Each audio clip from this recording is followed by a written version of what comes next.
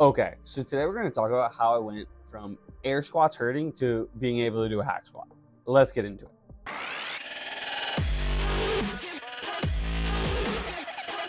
Okay, so first of all, quickly, if the angle of this is really bad, it's because my tripod broke.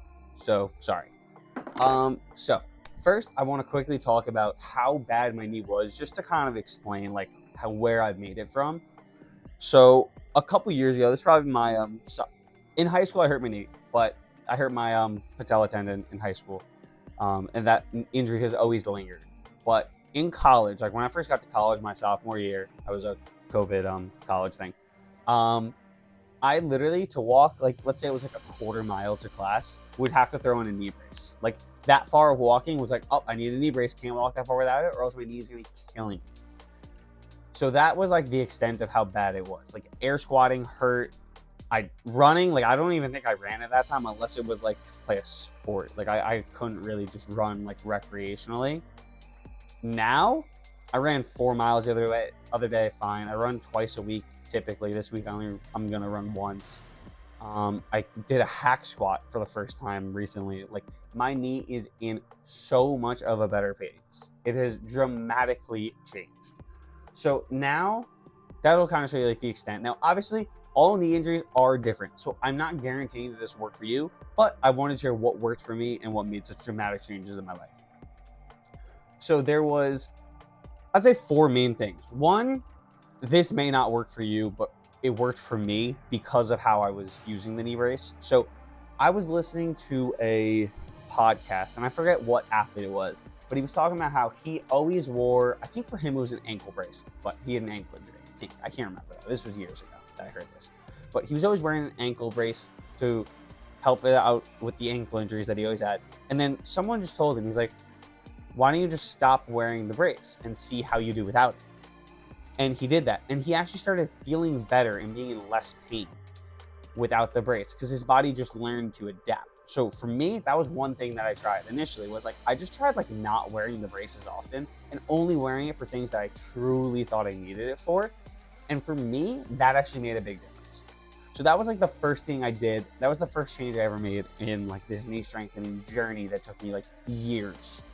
So the next thing, and also a lot of this might take you some time. It's not going to take you as long as it took me because I just didn't know a lot of this stuff. I learned it like very slowly over time.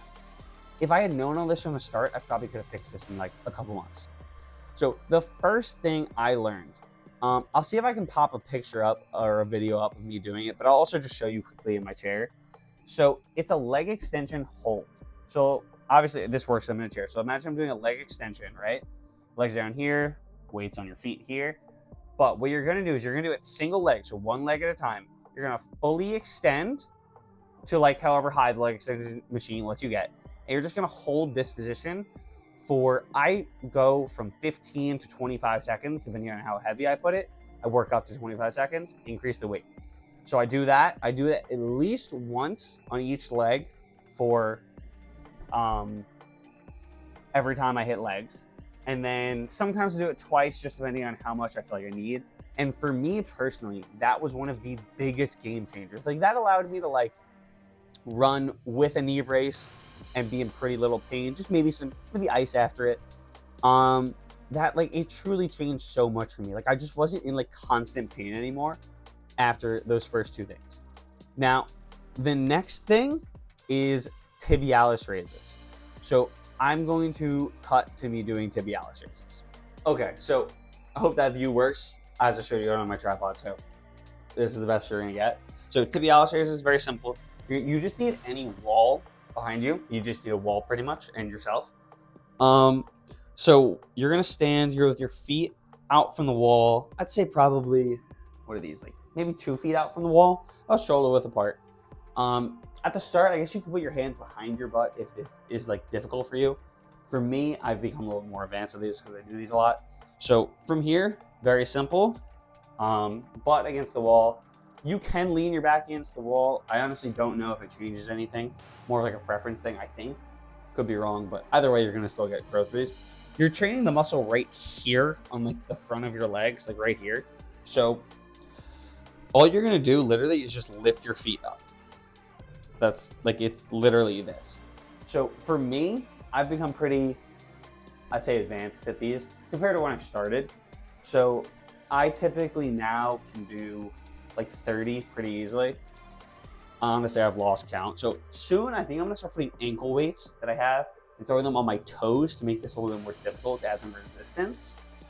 But to start out, I would just do as many of these as you can. Maybe that's 15, 20, 25, whatever, and then work up. So that is Tibialis Raises. Let's get back to what we were doing. Okay, now that we're back from the Tibialis Raises. So those I learned from Knees Over Toes guy, and those genuinely helped me so much. And I'll say something at the end, but Knees Over Toes guy is really important in all this. So that exercise, and then sled pulls, which I'll just put up a video of me doing those right now. It's push and pull. But doing sled pulls made such a difference. It strengthens your knees so much. Now you're gonna want to start out light, like do not push it.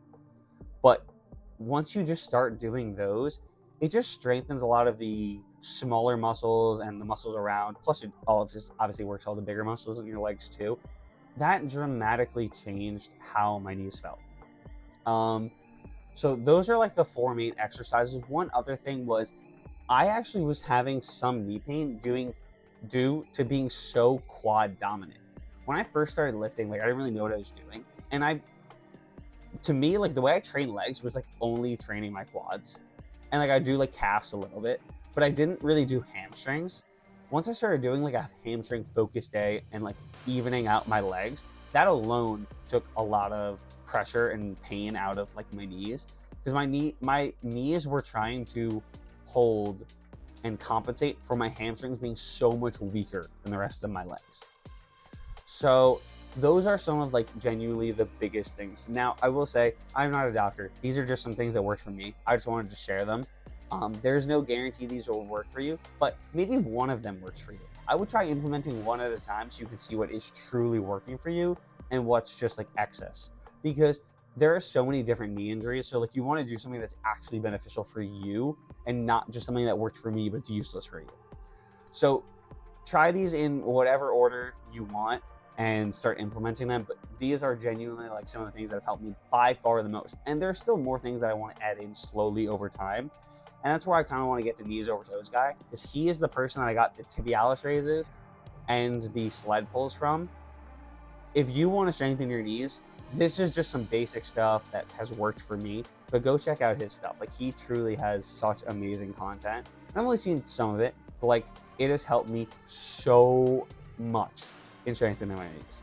So I hope this helps you guys. I hope you learn how to strengthen your knees a little bit. Make sure to like, comment, subscribe, and I'll catch you next Sunday at 5 p.m. Catch you there.